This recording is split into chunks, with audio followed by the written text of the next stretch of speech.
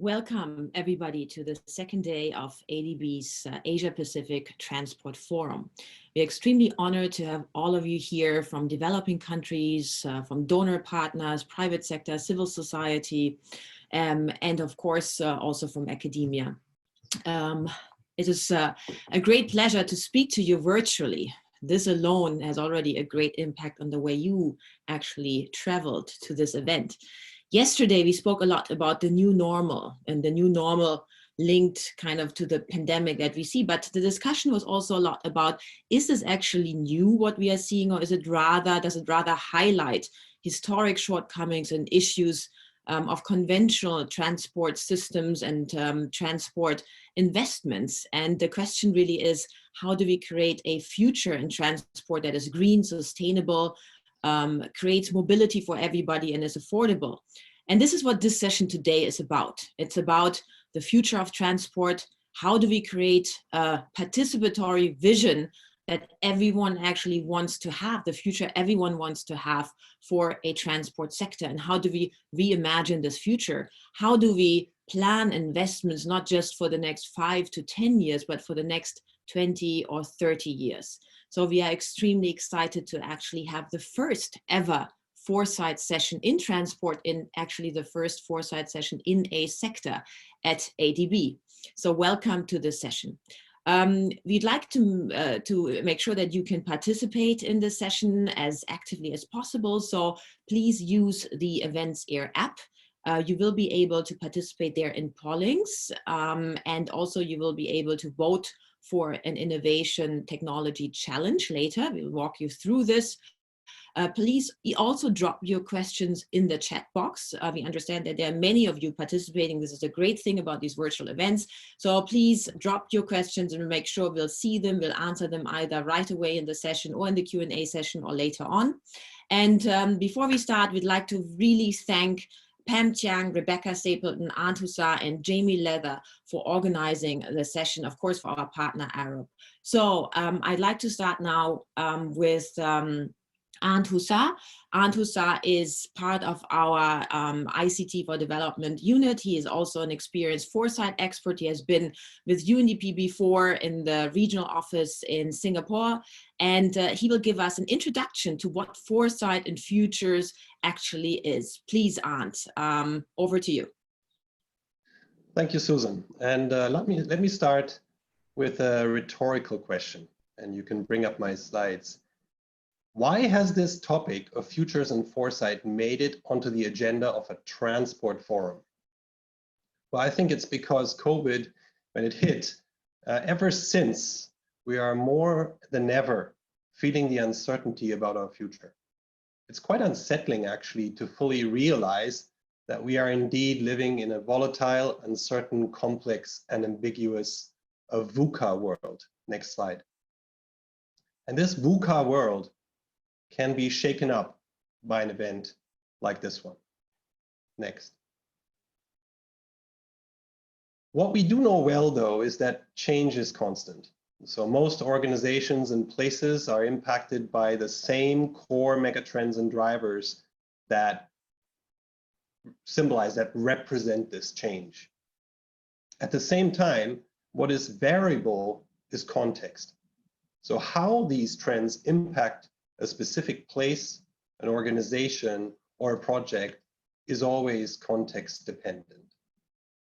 Some examples could be new patterns of economic value creation, digital technology, or global patterns of urbanization.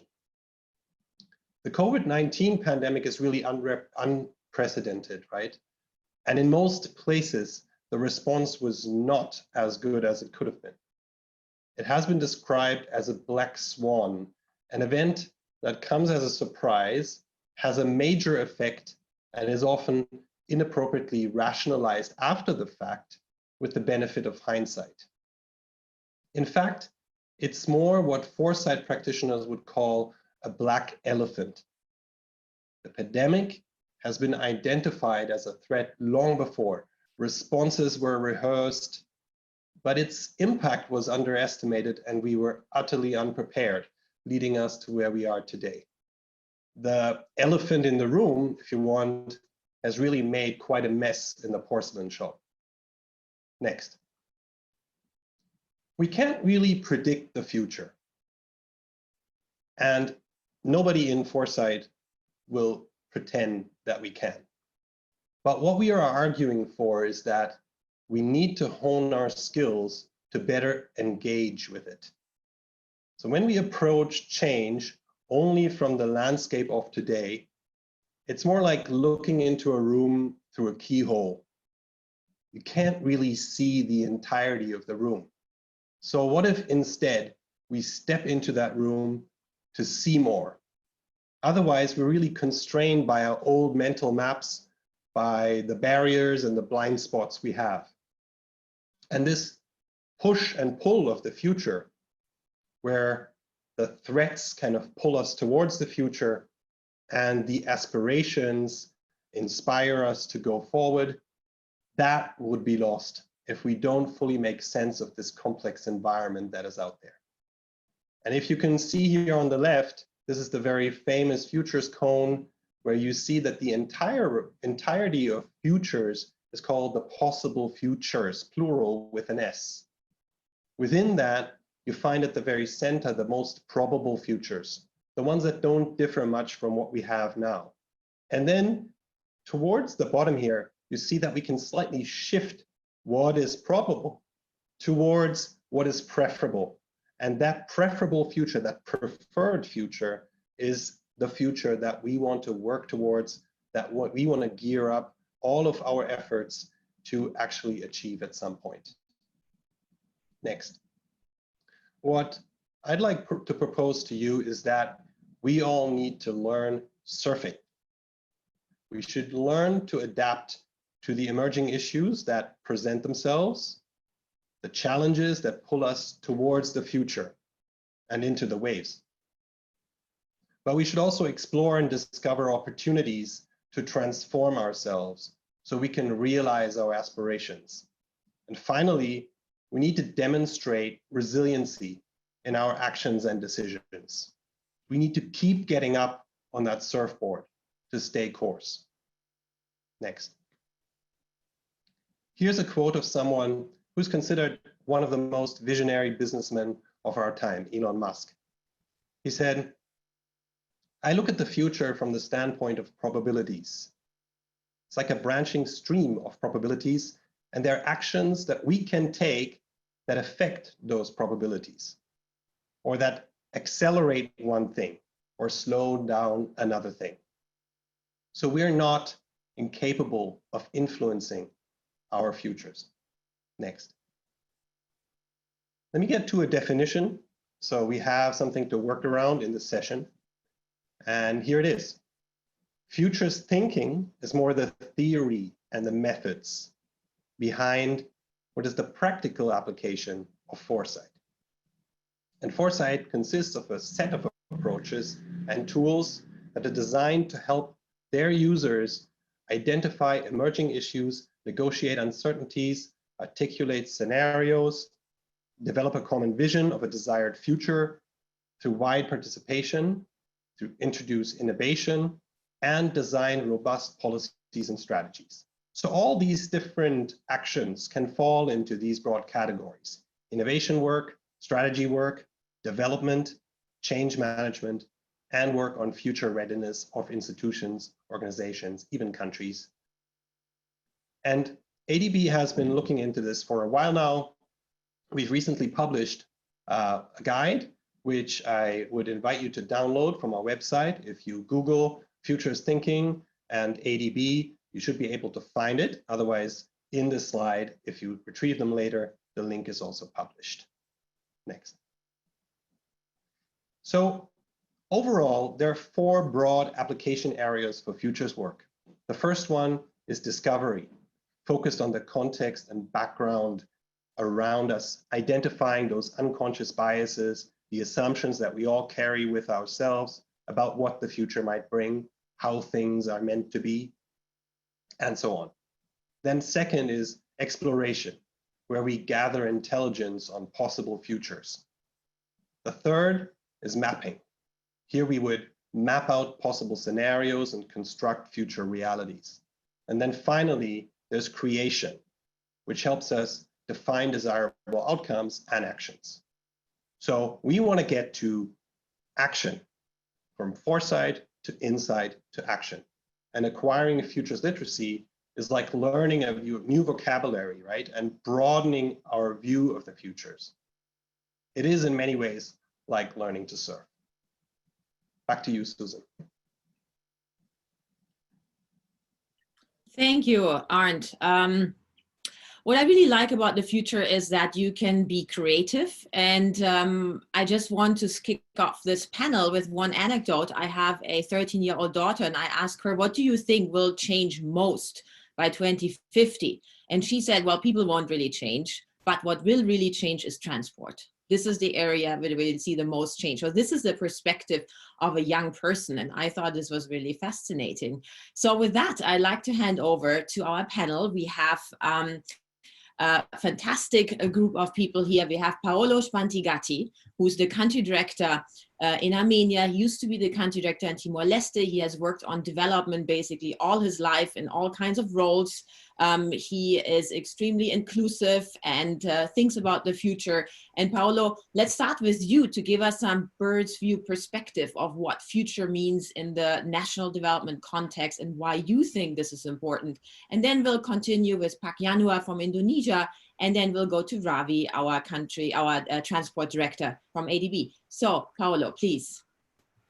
Thanks, Susan, and thanks to all the participants. So let me just say, as Susan was saying, I've been a country director in two countries of where ADB works. And in the resident missions, as we call them, normally the country directors and the colleagues, we lead the programming. So we lead the strategy for the next 5 years and forward. So we're really responsible to start anticipating what are the needs for the next few years and start looking at what could be operations. So I think future and foresight in the experience I've had, both in Timor-Leste and in Armenia, has greatly helped me. So I would say first, obviously, when we are supposed to start programming and to develop a strategy to look at business development, it's impossible to do it without looking at the future. And futures and foresight, as was rapidly explained, provides us the tools for it. But in more practical terms, from the experience I've had, I can share a few things. One is that, and for example, when we did it in Timor-Leste, we were looking at the sector, basically urban development, including transport, simply by shifting to what's the next project, what's the next priority, into, what will, for example, the city look like in 20 years, completely changes the landscape. You become much more inclusive in terms of stakeholders.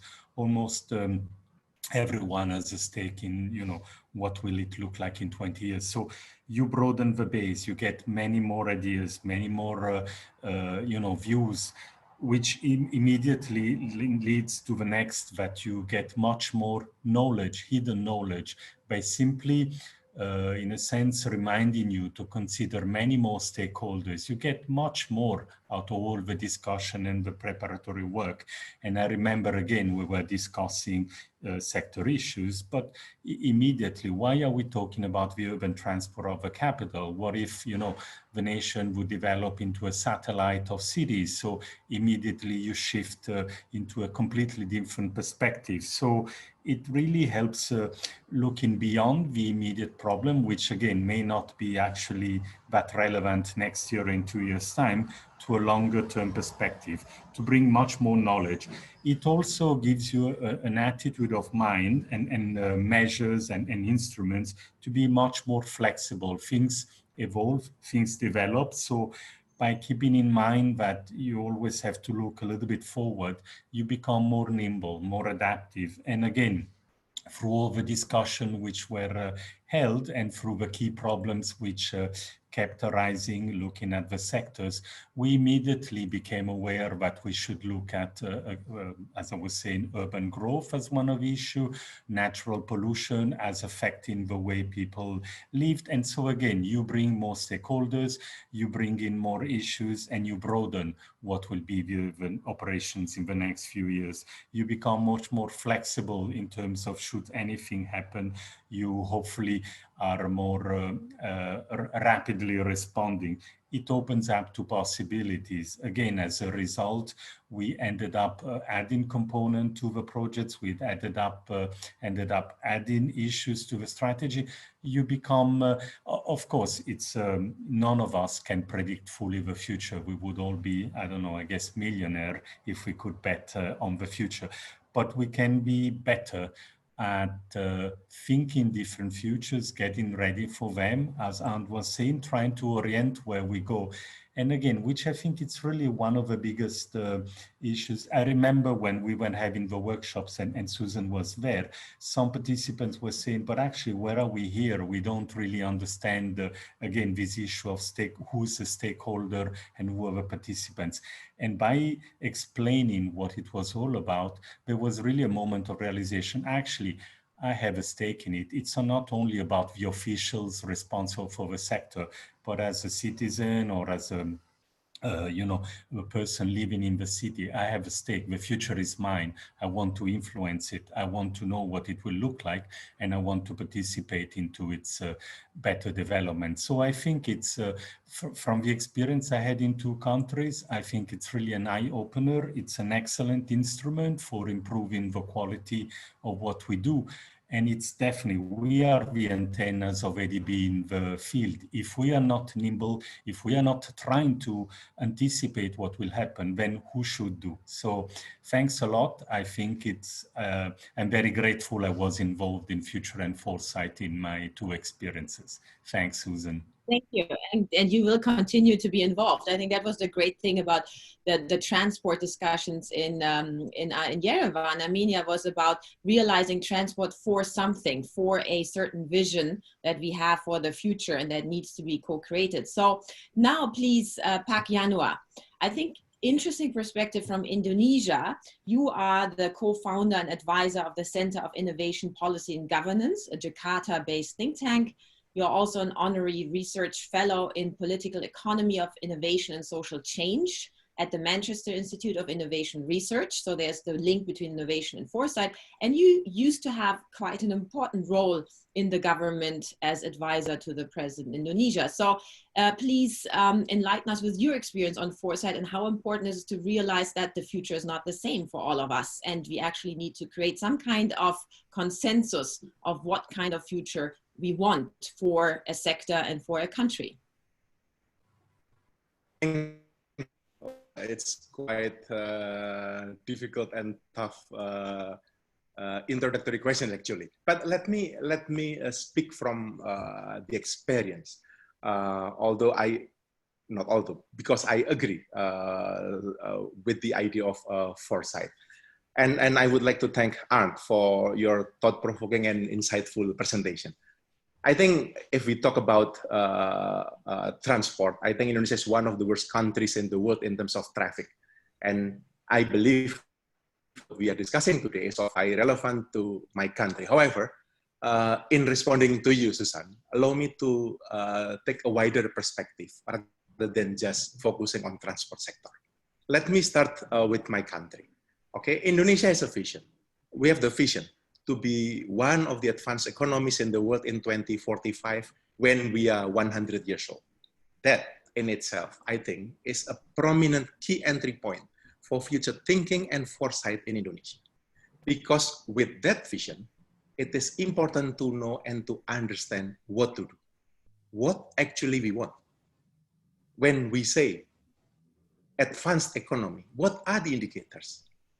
Who have to do what and when? In other words, we then can have a strategy to achieve it. That's one. However, now, I think the most important key entry point for future thinking and foresight in Indonesia is this current crisis of COVID-19. Not only was the pandemic not anticipated and I don't think anyone did. Worse, it sets back development outcomes in Indonesia that we have been working hard over the past 5 to 10 years. I happen to serve 2 presidents and 4 chief of staffs over the past 7 years. And I can testify to you how hard we have been working on that. But now with this, poverty increased again to 2 digits. Unemployment rose again. Economic growth plummeted at 5.32 minus. Indeed, at the moment, we are all working on the vaccine all over the world. But how will Indonesia's future look like? How far will the country be diverted, if I may say, from that 2045 vision? Certainly, I think what is important here, we need to recalibrate our development priorities. We need to redesign and rethink our development planning. This is where Foresight can help.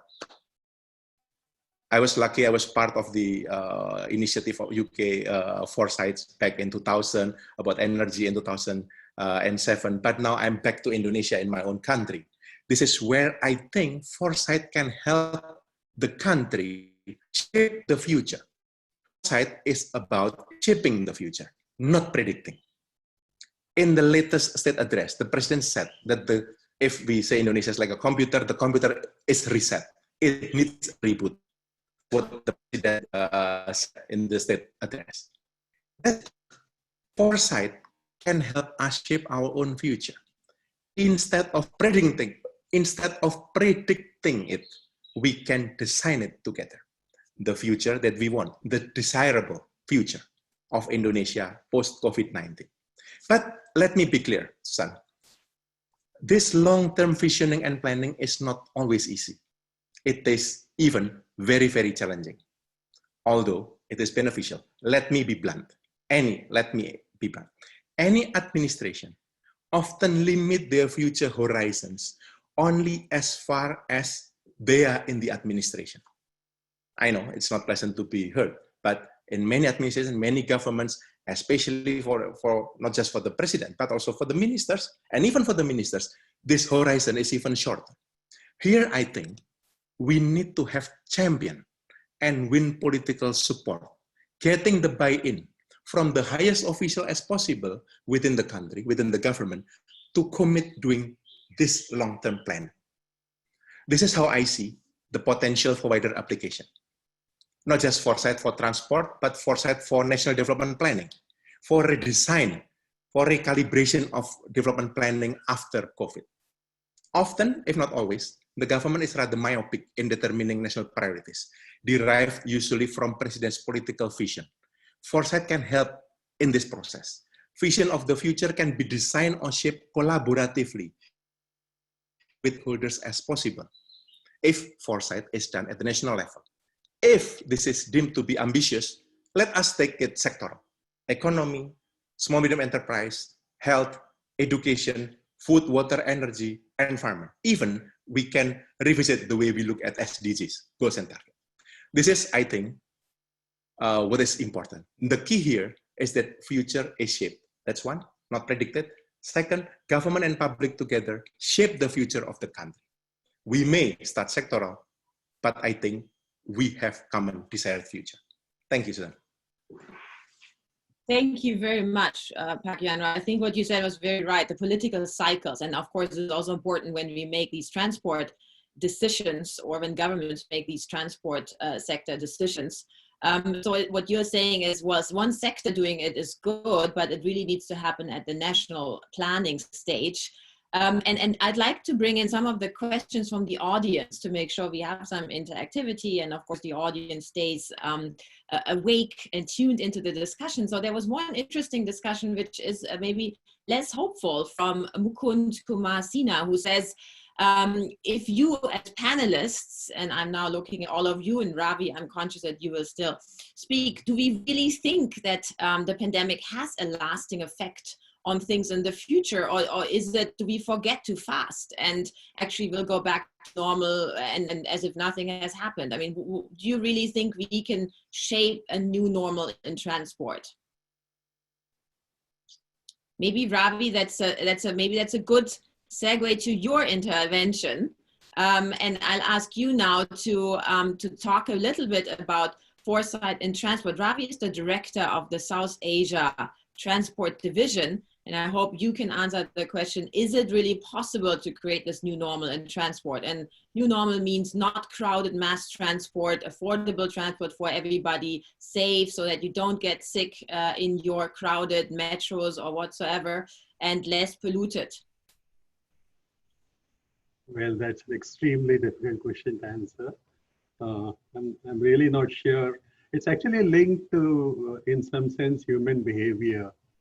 If we see countries which are opening past the pandemic, there seems to be, in fact, some kind of overreaction in the other direction.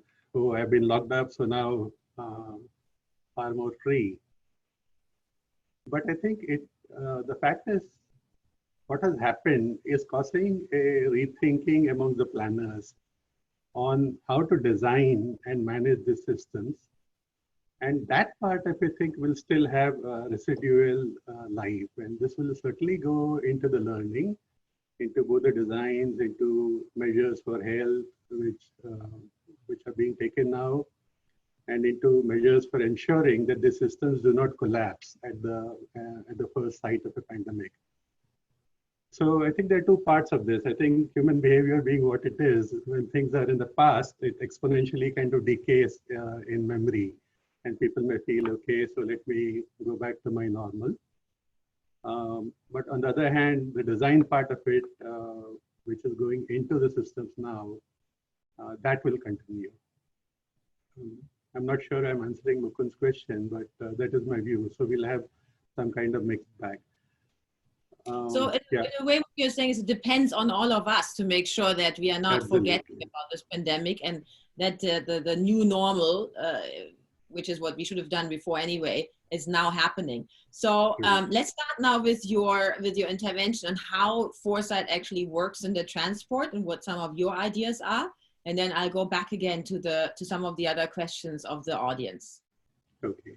So I've tried to look at it from the point of view of a sector, which is under question here, which is the transport sector, and look at what practical aspects we actually face in day-to-day operations vis-a-vis the Foresight's aspect. And one thing I liked about what Arndt said was that this was not really a black swan in that sense. It was known, and many people anticipated. In fact, Hollywood is full of movies which anticipate this kind of event happening.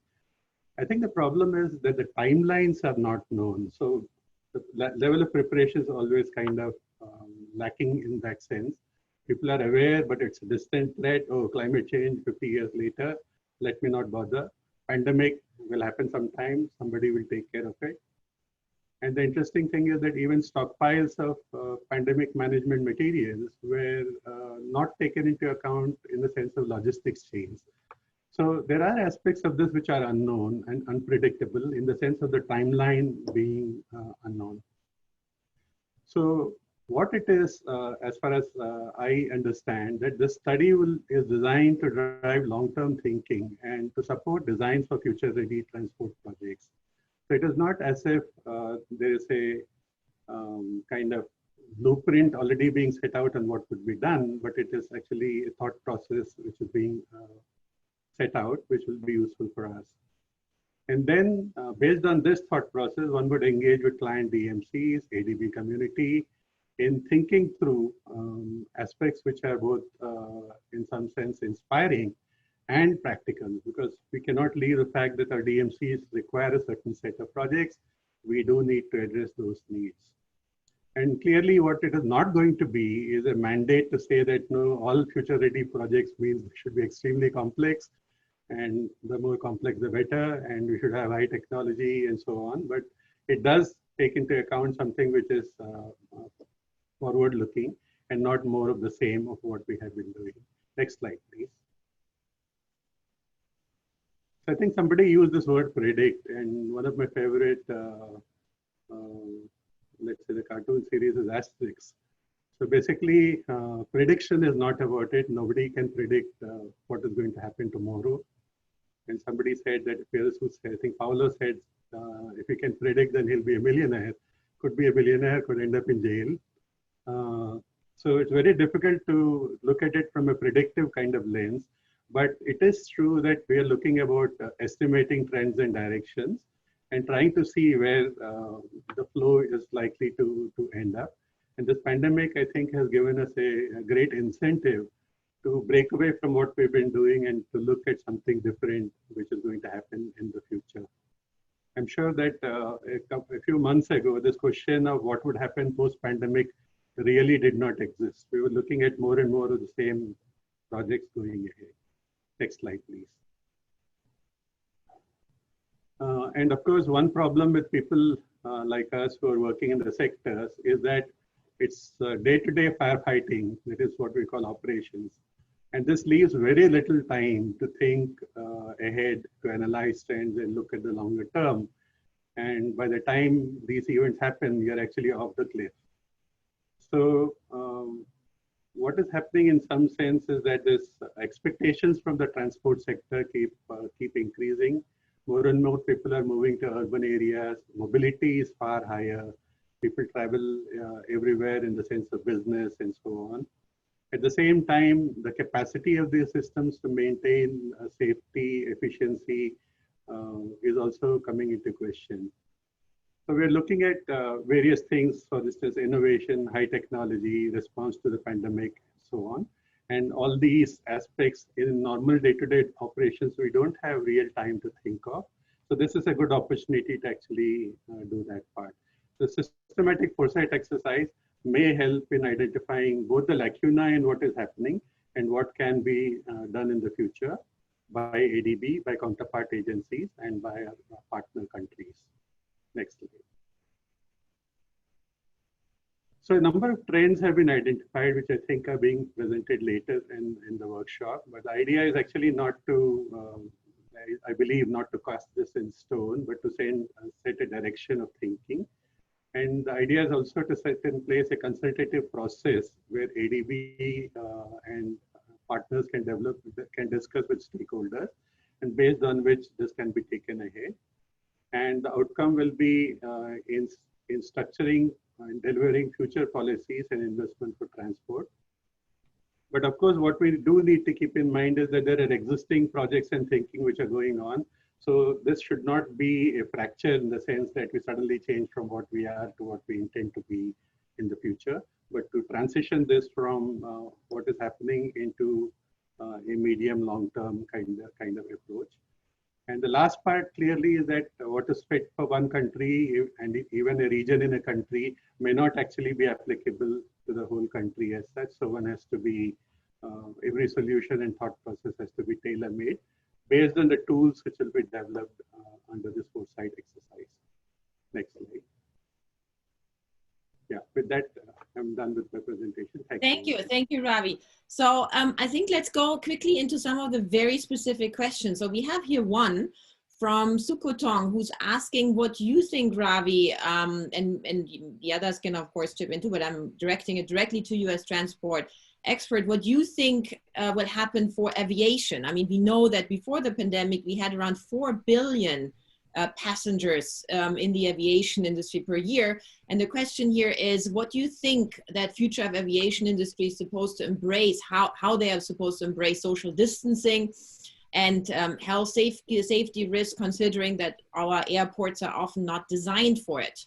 Do you anticipate big changes in airport design construction or not? So aviation has been the sector which tanked extremely quickly, along with urban transport. I think these were broken on the day the pandemic kind of came out. And I don't see recoveries being too far as civil aviation for passengers is concerned. It may take a long time. There may be a lot of financial distress in the aviation sector. What will probably recover faster is the logistics part, because even if you're ordering stuff out of Amazon, you can probably see that the deliveries are quite quick now. But on an overall basis, I think this will have a huge impact on aviation. I think on the thought process and the design, on even the very people interface, which used to be very hands-on, so to say, in the past.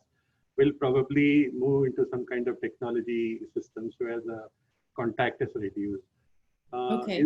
Insofar as people sitting in an aircraft, I think the economy and the financial systems of the aviation sector make it difficult for spacing and stuff to be increased. So they'll try to figure out some other ways of sanitizing and putting people into the same place, but in a safer way. I think that is what is going to happen. But this is not going to be easy for aviation or for urban transport. Thank you, Ravi. One more question, I think, which is very specific for you. A few people are worrying that there won't be enough budget now for maintenance of transport investments. Are you worried about that too? True. I think we're seeing the impact of this already, and especially in urban transport. Okay, let me step back a little. There's a bit of lacuna in the way we think on these. So if you look at a road sector project, there is the expectation that my revenues from the road are actually going to support the maintenance. It's like an overall taxation scheme which is helping the roads to be maintained. Therefore, you're not looking at a particular asset and saying, are my incomes from that asset enough to sustain it? So it's seen as a public service. Roads are provided, people use them, tolled sometimes, but that's the way. But in case of urban transport and railways and aviation, the thought process is that these should somehow stand alone, and the public transport element is kind of minimized just because there's a ticket on it. Going forward, I think cities would need to recognize that standalone financeability or capex return kind of models are probably not going to work. These are public services in any way they are, and they have to be supported. And if there's a pandemic, there are people who need the systems to function. So the government will need to step in to kind of keep this running. And at some point when things improve, then maybe the financial viability will improve. Okay. But these will need very extensive intervention from the government. Thank you, Ravi. I think very important point. Public transport is a public good. I'd like to move to Joseph, but I'd like to ask Pak Yanuar quickly this question. Do you see, as a Foresight expert, do you see the trend away from MRTs and BRTs more towards personal vehicles and even more road congestion in cities? Well, actually, again, it is not about prediction. I mean, because if we predict how the technology will go, I think we will go more into electric cars or vehicles. We will go into more personalized vehicles. But I think it really depends on the context. For the context like Indonesia, I think what is desired more, what is more desirable, is having more rapid and mass rapid transport, which are more environmentally friendly, which are more affordable for the people. So again, Susan, I do not want to predict and to speculate. But in terms of technology, we know where we are going. We are moving away from the fuels, and we are going to. But it is about how we want our future. And I think in a context like Indonesia, let me say Jakarta, I think public transport, but more environmentally friendly and more affordable. I think that's what we want in the future. Yeah. Okay. Thank you. So again, it's really about shaping that future and avoiding avoiding worry and scare to get sick is in future decisions. I think that's a very important point. So thank you all panelists. Question and answer session again later. Please also look at what got from participants and help us to reply to them in the chat. To all participants, of course, pick up more of your questions. Don't worry about that. And we'd like to move to Joseph, please, from Arab. He is a Foresight practitioner at Arab, one of the largest engineering companies and consulting companies in this regard. And he will provide us with an overview of some of the trends we are seeing. And this is part of a project that ADB is engaging with Arab on Foresight and transport. So Joseph, please enlighten us with some of the trends you see. Give us some evidence that these really are the trends, because probably some of us are thinking about them already, and please help us to make some sense of it. Thank you very much, Susan. So good morning, good afternoon, good evening, and hello from a very rainy London. My name is Joseph Hargrave, and I am the Global Foresight Leader at Arup, the global engineering design and consulting firm. And it's really my absolute pleasure to present to you today on what we're doing together with the ADB. And for me and us, this is really about a unique opportunity to think about our shared future and to create something that is useful for you. And so today we want to make you aware of what we're doing. We want to get some engagement from you and really find ways to get you involved going forward. So the first thing I want to talk about is a little bit, well, what is actually the study that we are doing? Well, the logic of our investigation can be subdivided across 4 different phases. The first thing that we're doing is looking at trends. We've identified 10 trends that we think are shaping the future of transport globally, with a specific focus on Asia and the Pacific and relevance to all of the DMCs, and with a view to the year 2030. So the question there is really, what is driving change in the world today? And of course, COVID-19 is playing a role in that as well, but there is still a wide range of underlying megatrends which have not stopped shaping the future and which are also going to be absolutely fundamental to what the long-term future might look like. Once we've identified what is driving change, the next question is, well, what will be the impact of that change? Joseph, I have to interrupt you just because we need to make sure the production is going right. I can't see your slides. Okay, let me just get this right. Apologies for that. Okay.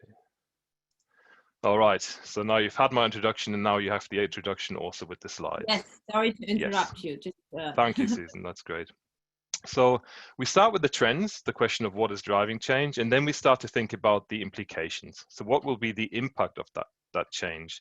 And there we're really thinking about the implications of trends for the different DMCs, considering, for example, what this will mean for different modes, and also the associated risk and opportunities. And for each of the trends, we are also looking at the context of COVID-19, of course, because that is such a fundamental thing in driving the new normal at the moment. From those trends and from those implications, we are moving towards visions. And this is something that was mentioned, of course, earlier by Yanuar, the importance of having a vision. So we want to talk about, well, what future do we actually want? And again, this also relates to the introduction given by Arndt earlier, that there might be a preferred future that we want to move towards. And of course, once we have that vision of what the future might look like or could look like, the next question becomes, well, how can we get there? And there we're describing a set of practical principles and strategies for each vision in order to ensure that we can achieve relevance across all the DMCs and all the various stakeholders and make it more practical. So this, in essence, summarizes the study that we're doing with the ADB at the moment. We haven't finished yet. We are, if you like, halfway through and are just starting to think about the visions. And what we want to achieve is really to drive long-term thinking, support the design of future-ready transport investment pipelines across your portfolios and your work, and really create something that can support your future thinking. So this is really all about you and supporting you. So a quick reminder of why we are doing this. Well, the first thing we know is that transport assets and investments and projects often have very, very long life cycles. And as a consequence of that, we need to make sure that we think about the future in decades and not only in years. The other thing that we know is that transport projects and transport in general is shaped by really a complex ecosystem of influencing factors. Economics plays a role, social factors play a role, environmental factors, political, and so forth.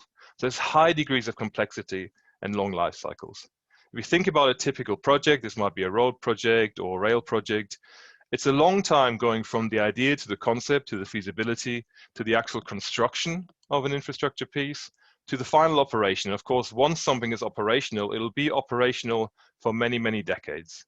So what we need to do once we start the idea and the concept is actually try to think about that future context that was described earlier. So what will be the demographics and the lifestyles once our new rail project or road project or whatever it may be or port project is operational? What might be new user needs and expectations in that future reality? How might the climatic environmental conditions actually change?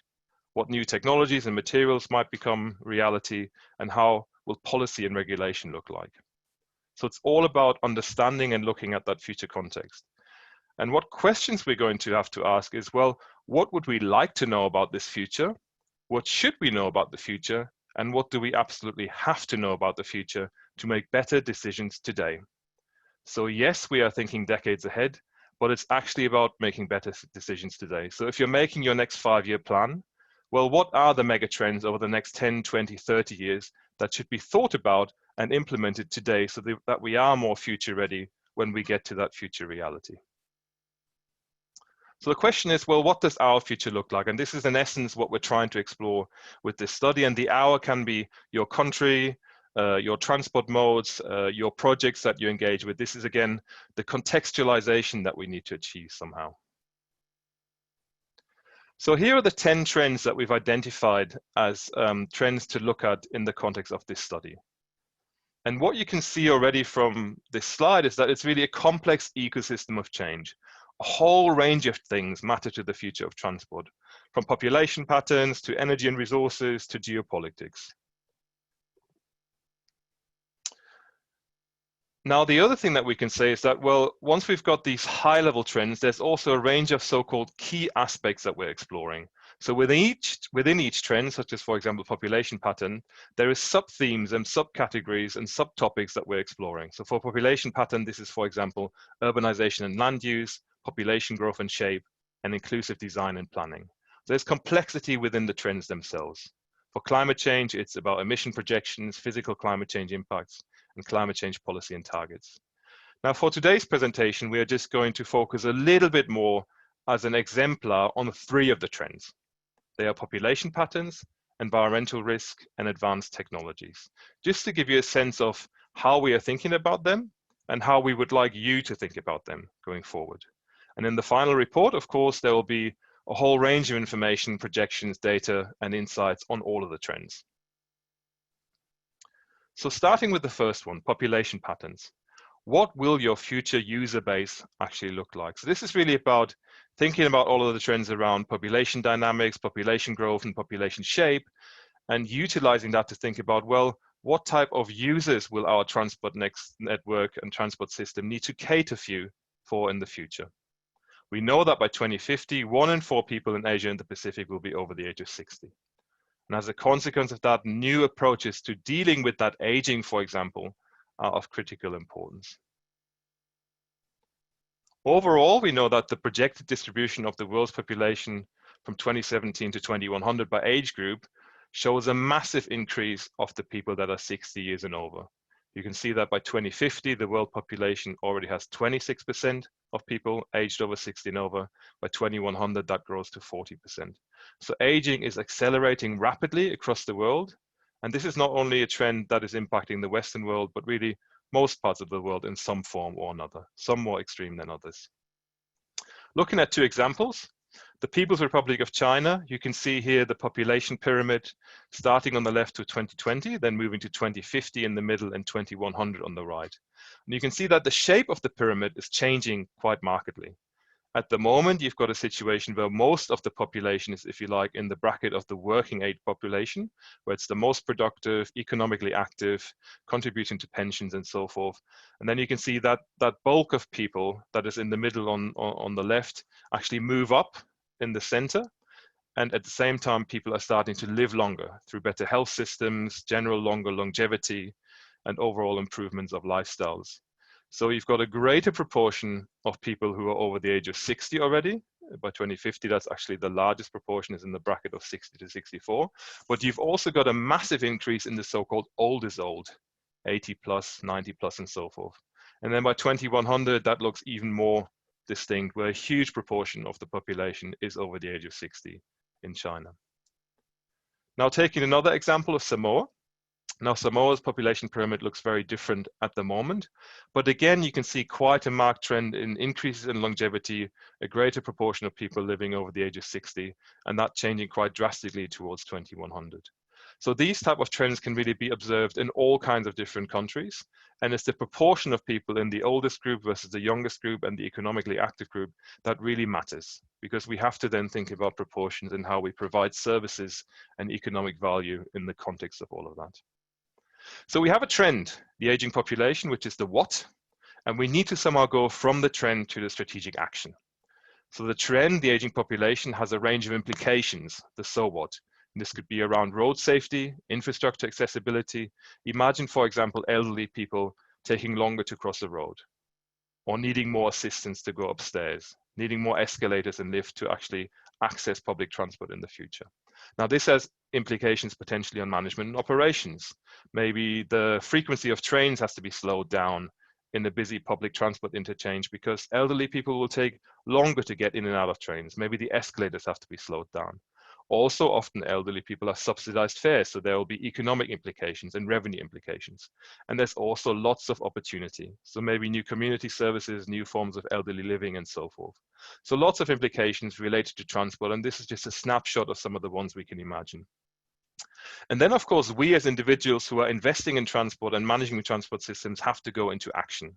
So the now what could be asset design guides that take into account the needs of elderly people when we create a new piece of infrastructure or refurbishing something, new accessibility strategies to think about, well, where's our population aging the fastest? And what does that mean for where we need to improve accessibility within a city or within a broader country context first? And then also, of course, fare projections. What will this mean, a greater proportion of subsidized fares for our future revenue models, which are already under threat right now when it comes to COVID, but there's also long-term changes which are driving shifts in how fares might be accumulated and projected going forward. And then also staff training. How do we deal with a greater proportion of people that need assistance within the public transport environment, for example? And what other solutions are there available to help elderly people move around in the future? Could autonomous vehicles, for example, play a role in that, in particular in more inaccessible places? So our vision then has to be that we ensure transport systems that are accessible and inclusive for all. And in that sense, it's about designing for user groups with specific needs first. And that includes the elderly, yes, but also children and disabled people. And in many ways, elderly and children are so-called indicator species, because if we design a city or transport system or transport solutions well for the elderly and for the youngest in our society, then we have by default created something that is accessible for all. The second trend to look at is environmental risks, and the question of, is our transport infrastructure really climate resilient? We know that at the moment, many of the fastest growing cities in Asia are in habitats vulnerable to climate change and to the physical impacts of climate change. And some 13 of the top 20 cities for flood losses projected to 2050 are in Asia and the Pacific. So this is a very, very real threat for most of the DMCs associated with this work. And as a consequence, it pays to look at that in a little bit more detail and explore those risks a little bit further, in particular for the long term. And what does it really mean for infrastructure? Now, some other trends associated with this and climate change in particular is this latest study on the future of the human climate niche, which was just released a few weeks ago, which included the IPCC and lead researcher Chi Su.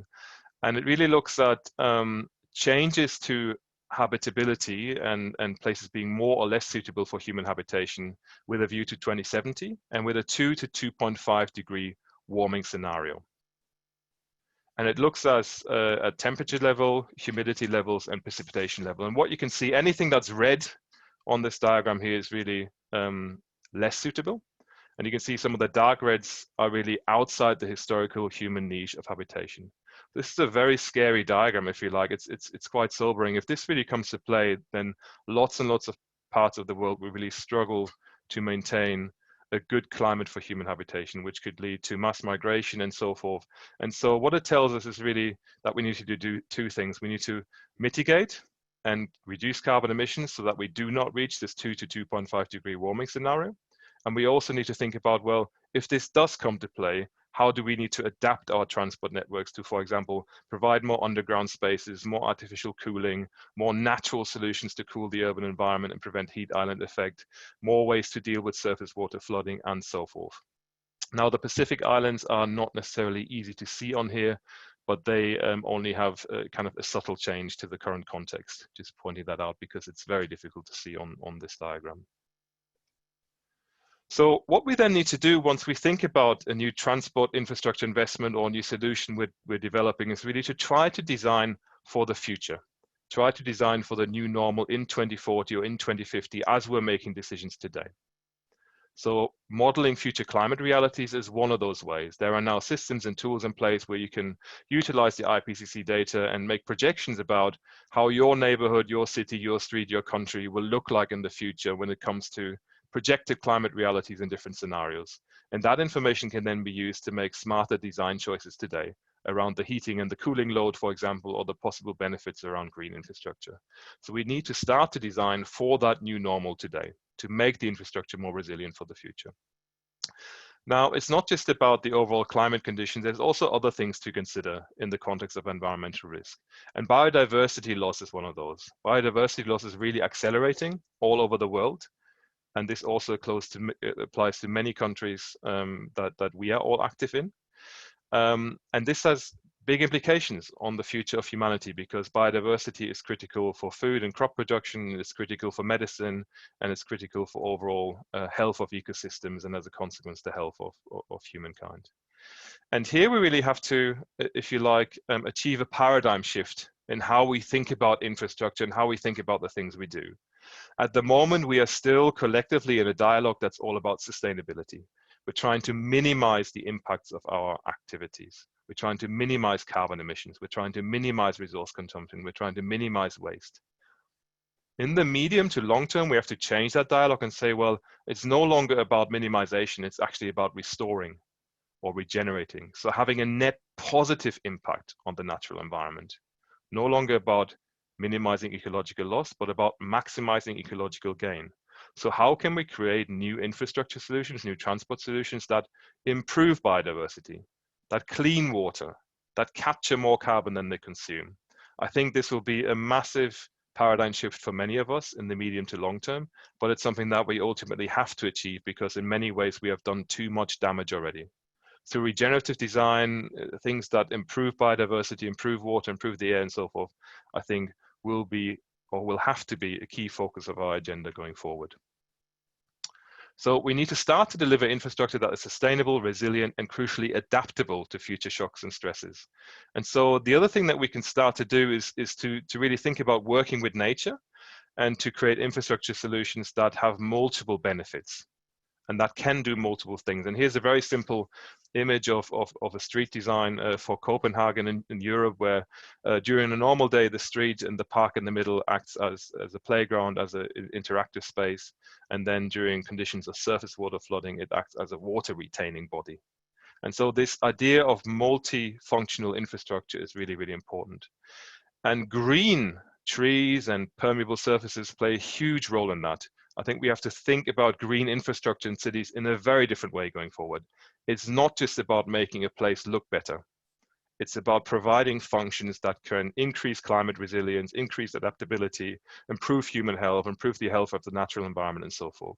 So in a way, it's getting more complex. We're having new demands on what good infrastructure actually means and look like, but it's also a big opportunity to use more natural solutions and more integrated solutions to be more adaptable and also to mitigate and continue to mitigate some of these environmental risks.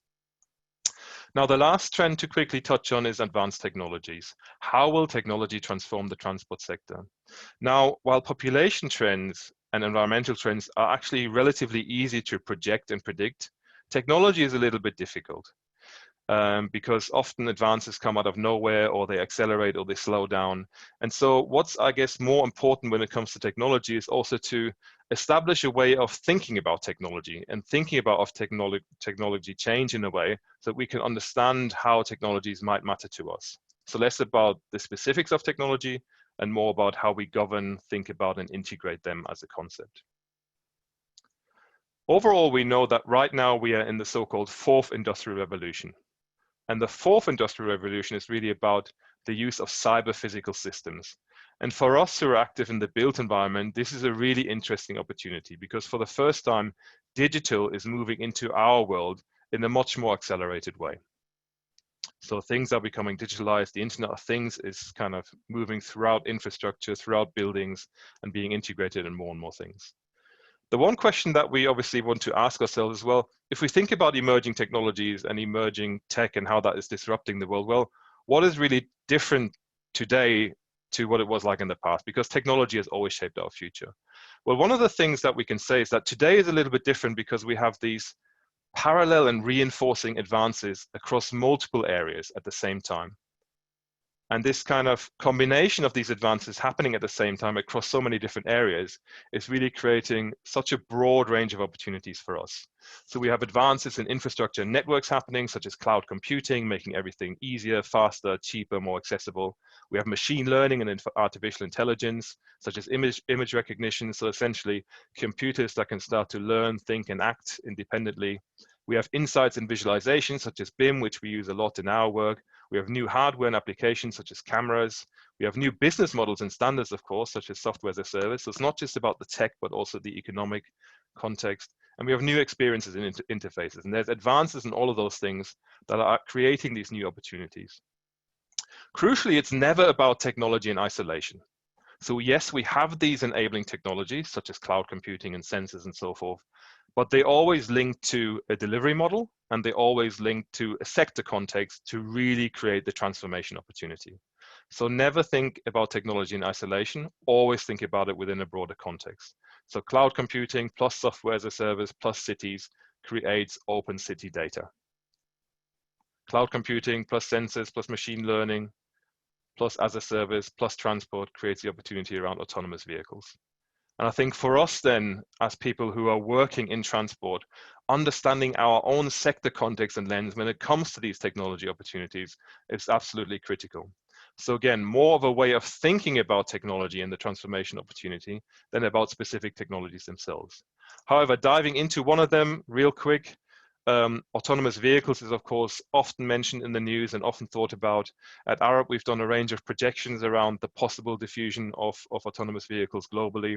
Some of this might actually be accelerated through COVID-19 because there's certain autonomous systems that can be utilized for cleaning or patrolling or whatever that are now more desirable, and at the same time maybe it can also displace some of the existing transport networks and is safer in terms of social distancing. Again, lots of uncertainty around that, but certainly some changes happening. We know that by 2050, which is in many ways kind of the end point of our study, in a kind of revolutionary scenario, all new vehicle sales might be fully autonomous, level 4, level 5. In a more evolutionary scenario, that might only be 60%, but 60% is still very significant when it comes to our future. Again, this will vary from market and context and so forth, but it's important to consider the possibility and the downstream impacts this might have for our specific context. They will not diffuse equally everywhere at the same time. So it's also important to think about that. So one of the things we're doing for each of these trends is then also to think about the risks, the opportunities, and the uncertainties associated with that. And just as one of the examples for autonomous vehicles, you know, the opportunity is of course around lower congestion rate, more accessibility and higher safety. The risks are, well, you know, does our existing infrastructure, our existing traffic volumes and our weather patterns actually allow this? Is this actually feasible for us, or is it too difficult? Lots of uncertainties around the future business model, the cost, and what will that mean for users actually switching from one solution to another, where it might diffuse first. Will it be private use or more commercial uses such as logistics? And then also, as I said, again, COVID impacting this and accelerating some of these trends in some places. So emerging technologies are also, of course, an opportunity to leapfrog development. And I think this is where it gets really interesting. Can we utilize some of these emerging technologies that are coming to create new approaches to public transport, to not invest in the same things that other countries have invested in the past, but to jump one step and said, well, we're actually going to think about it and do it differently, and use, for example, autonomous buses to improve accessibility in more rural areas. And perhaps another example could be new approaches to urban logistics, where we, again, for remote or high value goods, actually utilize drones to deliver things faster, more reliably, and at a different cost point. So thinking about leapfrogging and that opportunity is another part of technology. And then finally, again, technology should always be about outcomes. So if we're thinking about electric vehicles and what that could mean for our country, it's about really creating an electric vehicle sector. So there's an economic element to it. And then there's loads and loads of opportunities and outcomes related to that.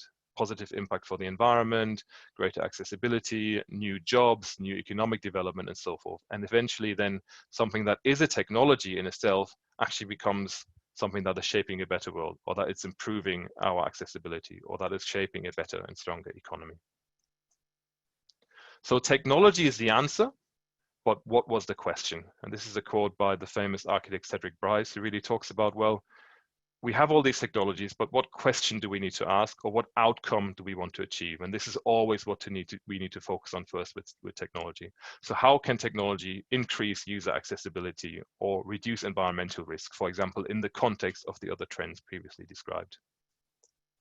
So what we need to do is promote adaptable, open, and integrated technology solutions that deliver a broad range of socioeconomic and environmental outcomes. And I think the question around technology should always start with what outcomes do we want to achieve, and as a consequence, how do we get there? So in our study, in many ways, we're trying to move from abstract evidence about the future to tangible implications for today. And so we're moving from this abstract information about the megatrends, the observations, the conversations we're having with you and other stakeholders, to hopefully something that is very tangible at the end of our study, where we know what it means for design, for innovation, for your investment pipeline, and so forth. And it's this process of synthesis and prioritization and contextualization, which we're going through a range of workshops and interactions like these, to really try to understand, well, what do these trends mean for you and for the DMCs and for the future of transport? And again, our future is shaped by the decisions we make today. And this was, again, mentioned by Ravi, who was talking about future expectations for transport changing. It was mentioned by Yanuar, who was talking about the importance of a vision and so forth. And it was mentioned also by Arndt and Paolo, who were talking about the broader importance of foresight. You know, what actions and decisions can we make today to impact those probabilities and move towards a more preferable future? So we have a high number of high-level specific objectives. Doing this really quickly, we want to expand foresight thinking. We want to provide a consolidated knowledge base of trends for you, so that you can just look at the report and get a broad understanding of all of the trends that matter and the underlying evidence for those. We want to influence investment and policy decisions, both for the short and, of course, the long term. We want to enable more systems-based thinking, you know, this idea of holistic thinking. We want to identify possible focal points for pilot studies. You know, if you think, well, this would be great for the project I'm working on, or this would be great for my specific country context, then we would love to hear from you. We want to deliver insights for use in risk assessment, and also, of course, mapping the opportunity. And overall, it's all about being more prepared for future risks and opportunities, enabling more transformative and outcome-driven developments, and just making better decisions today. Now, before we close, we want to really think about, well, what does your future look like, and engage you a little bit in that conversation. And in a minute, we're going to ask you through a Zoom poll to think about, well, which trends you actually think matter most to your future. And here's a reminder of the 10 trends, and I'll leave that diagram up in a second with the key aspects as well, explained a little more. But in essence, in a second, we're going to start a poll. I'm going to give my colleague the kind of the go-ahead in a second. And we're going to go through the following questions. The first question will be, future trends are relevant to my work and the decisions I make. So this is something for you to think about. You know, is this trends thinking relevant to what you are actually doing? Contextualizing what it means to you. And you can, through the poll, agree or not agree.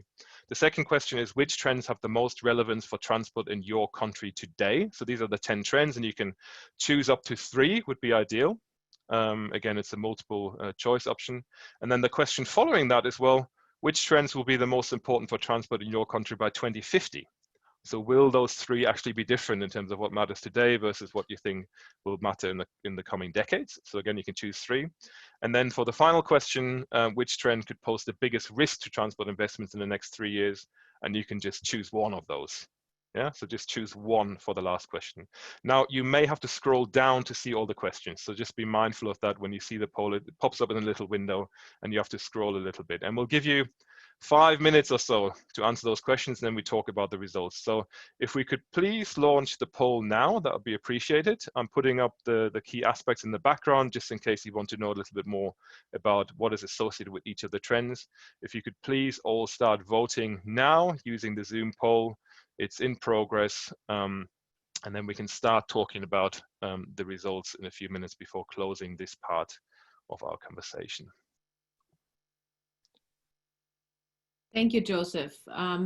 We have around 350 participants, so this is great participation for a seminar, and of course we recognize the limitations of virtual engagement, so we do hope you find the chat box useful. Our panelists have also posted answers already, and we'll pick some of them up in our live Q&A. I hope you understand that we won't be able to ask you to speak simply because of time management, and obviously the issue that there are many, or the good issue that there are so many participants. So we want to ensure as many as possible can actually post questions and participate in that way.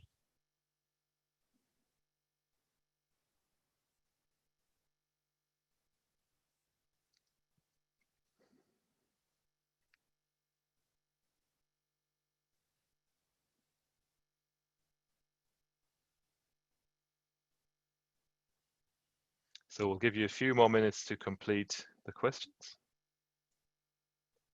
Do take your time to think about it. I know some of these questions are quite complex to respond to quickly in this situation, but we really appreciate your submissions and your answers because it will give us some insight for our work also. So a few more minutes.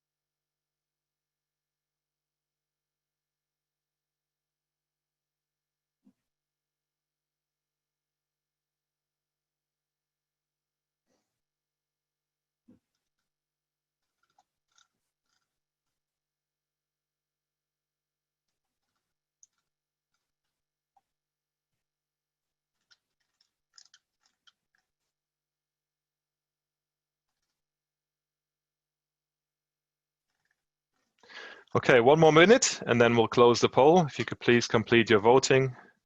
We have over 60% already, which is absolutely fantastic. So thank you for everyone who managed to contribute, and apologies for those where there might have been some technical issues.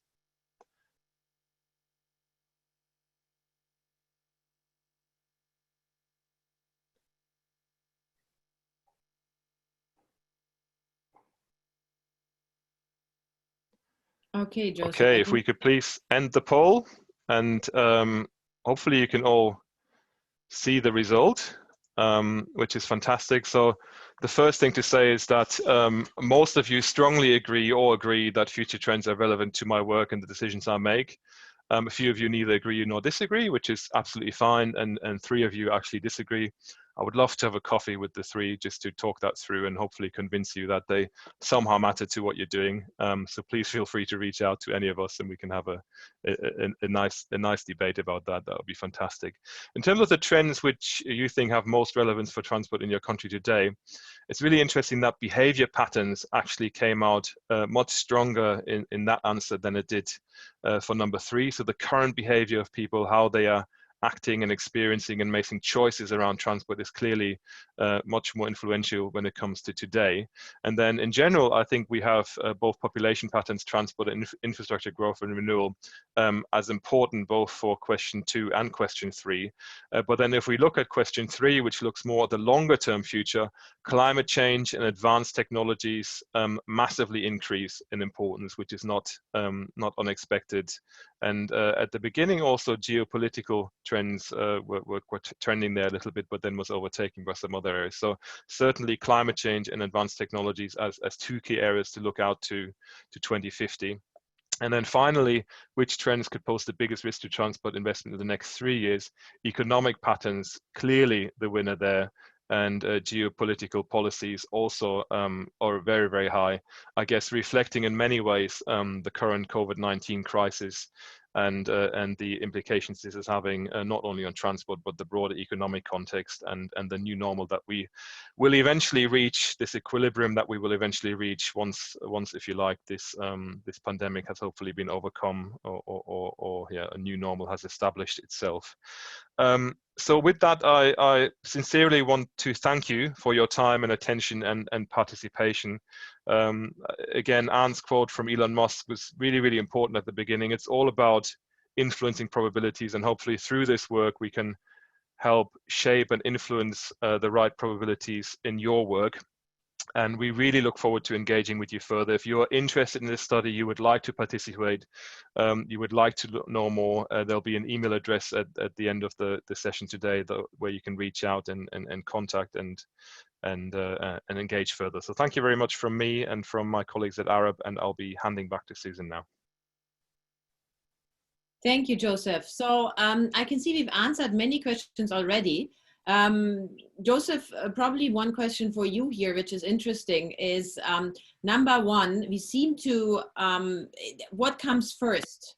Doing foresight on what technology will come and then designing the transport sector accordingly, or is it visioning a transport sector and a certain development and then looking at what kind of technology is required?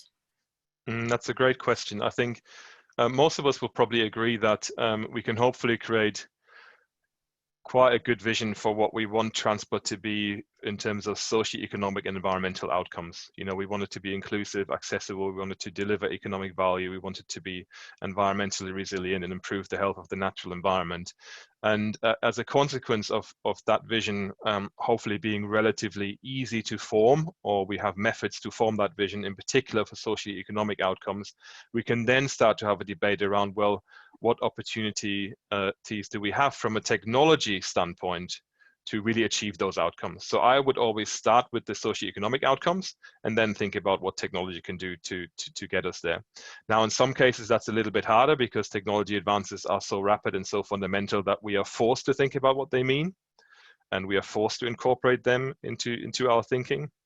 But I would argue that most of the times, if we think about the outcomes we want to achieve first, we actually find better and more efficient and more valuable applications of technology. Thank you.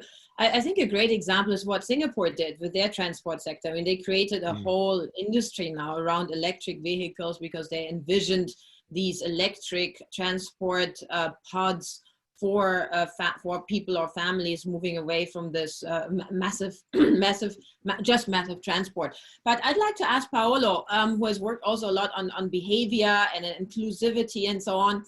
I was surprised by one of the answers, which said that behavior of people is not going to influence the future of transport as much.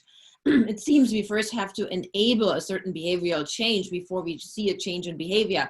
And there was one question, which is interesting for you, is I know you're not in Manila, but still, and there's this point on bike lanes. So if you put up more bike lanes, this could become an interesting and good modality for transport in cities. Is that something, what do you see from your experience, Timor-Leste, other countries, Yerevan, is that a behavioral change we could see towards more bike and sustainable transport modes?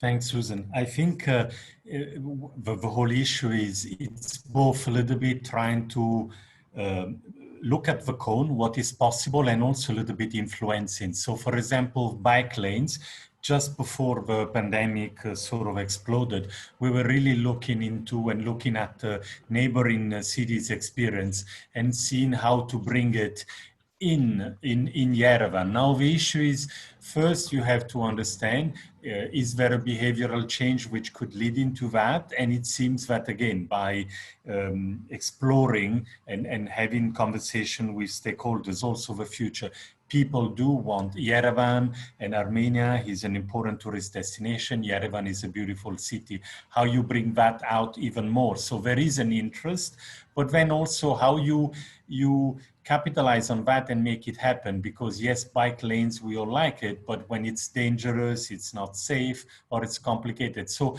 that's where I think an institution like ADB has a role to play. You look at the future, you see what is possible, you see there is a convergence with what stakeholders are interested in, and you see what can trigger that, what can help going a little bit more towards this direction. I don't know, I would imagine parents would love kids to use a bike bike, to exercise, to enjoy more. But if it's not safe, if there is too much traffic, if people don't follow rules, I would be the first one not to send my kids. So you see the opportunity, we see, but it fits with a lot of other things, a cleaner environment, possibly less economic cost, less maintenance cost, so much. So there is an opportunity. You just make sure you notch the development for next 5-10 years, and you can make it happen. But obviously there has to be at the bottom a potential behavioral change, a potential interest. Otherwise you're just going against, you know, the flow, what could be really a possibility.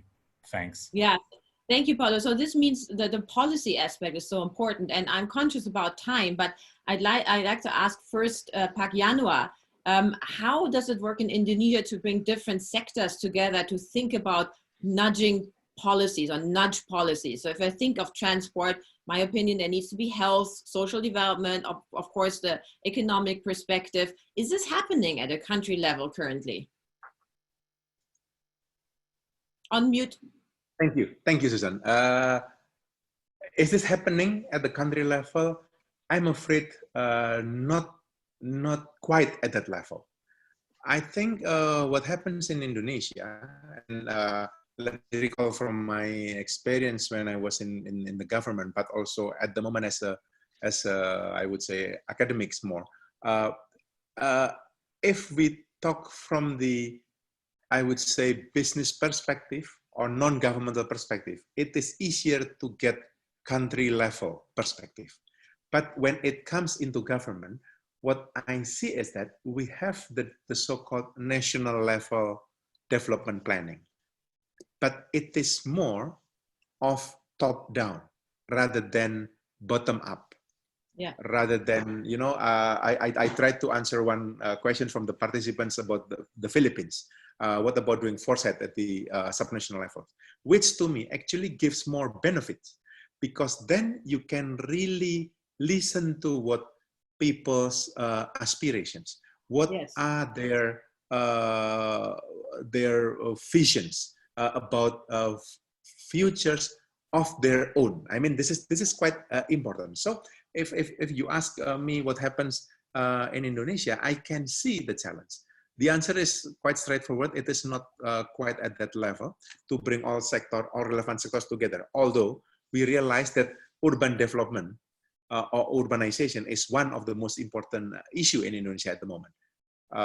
Both villages or countries are becoming cities, or people moving to cities. But I think it is quite important to realize now that we need to have more holistic approach. I know that the government, at least over the past 3 years, have tried to, or have started to do more holistic approach in doing development planning. But I can still see that Jakarta or Java bias is still a bit there. Although we tried, under Pak Jokowi, we tried to, for example, transport and infrastructure is one of the national priorities. And I believe it is going to be improved. But I agree with you that we need to have this kind of thinking collaboratively, hopefully using foresight at the national level, to be able to come up with more holistic and more strategic approach in transport and also in other sectors. Thank you, Pak Yanuar. And probably that's one of ADB's role, to bring these different sectors together and look at the benefits from all aspects. I wanted to ask Ravi one last question about, do we need to see investments in public transport really as public goods and think less about the PPP opportunities and the private sector participation? I hope you can answer this very, very quickly, because I'm conscious about time and Rebecca still needs to say something. Ravi, please. Yeah, so transport is a development magnet, and especially urban transport is facilitating growth and as somebody pointed out just now, urbanization of the cities is actually a big magnet. So to say that this is not public good is not right. But at the same time, it doesn't mean that private sector cannot be involved. There are other ways of involving private sector other than investing large amounts of capital. So urban transport has to be funded. If it is not funded, cities will not become more livable, inclusiveness will go down, and there'll be huge disparities and health issues and so on, which follow from that. And some of the weaker sections of the population are very badly impacted because India, for instance, in this recent pandemic has been an example of millions of migrant workers being locked into cities, not able to go back because there was no transport, having to walk hundreds of kilometers. So it is required, it is a public good, it has to be funded. Now the question is how and what is the best way to bring various people together to do this. So neither the government alone, nor multilateral development banks alone, nor bilateral. It has to be a collaborative effort by everybody in this. So Thank you. Given the time, that's about all I can say. Thank you. And probably the government has to be clear on what is their objective in funding public transport. So with that, I'd like to hand over to Rebecca, who will share with us another opportunity to engage with ADB, the Technology Innovation Challenge. Please, Rebecca, if you can share your slide. And thanks to all participants for participating. If you have questions which haven't been answered yet, please send them to the Transport Secretariat. We do know to stay engaged. Please reach out to all of us. We'll share, of course, the email addresses of all participants if you want to learn more. Foresight, read our handbook, get in touch with ADB. Rebecca, over to you. Thank you very much, Susan, for that introduction. So far we've heard a lot today about futures and foresights and about the big trends that are shaping our sector. And these are really important. Sorry, next slide, please. As we know, we also have immediate challenges, and never have these disruptions to our industry been so apparent than right now. Next slide, please. With every challenge, though, there is actually an opportunity for innovation. Next slide. And so with this in mind, ADB is launching our first ever Transport Technology Innovation Challenge. So how does this work? What we're trying to do is decide which of the many complex challenges that our sector is facing we should select for our first Technology Innovation Challenge. These challenges must be appropriate for a technology-based innovative solution. Following that selection, we will develop a brief about the problem, about the challenge itself, which we will publish on the ADB and the High Level Technology Fund website. At that point, we're going to call for expressions of interest from technology providers, and they will be asked to submit a proposal to us to conduct a proof of concept or a pilot study in one of our eligible developing member countries. Next slide, please. So we will assess the high-level technology solutions to the challenge on the grounds of their impact, their innovativeness, value for money, scalability, inclusion of local partnerships and consideration of things like government buy-in and support, and also risk mitigation. So making sure that whatever that idea is minimizes any environmental or social safeguard impacts. Next slide, please. So the most important thing for this to all get kicked off is to identify which challenge we would like to focus on for this first transport sector innovation challenge. And for that, we would like all of your voices to be heard. So we are running a poll, which is available inside of the application for the Transport Forum. Next slide, please. Once you click on the Innovation Challenge icon, you'll see 5 challenges that have been suggested that could be appropriate for the ADB Transport Sector Innovation Challenge. If you would like, please vote for one of these 5 challenges. There's also an option for you to click on Other. And if you do that, then on the next screen, you'll be prompted to suggest your own challenge that you would like to see run. Next slide, please. Unfortunately, we can only select one challenge for this particular Technology Innovation Challenge. So please make sure that you vote and that your voice is heard. And following the forum, we will assess all of these and select the challenge to be run. So please keep an eye out as well after the challenge on the ADB website. And that's all. Over to you, Susan. Thank you. Thank you very much, Rebecca. Yeah, so please participate in selecting the challenge that you find most relevant.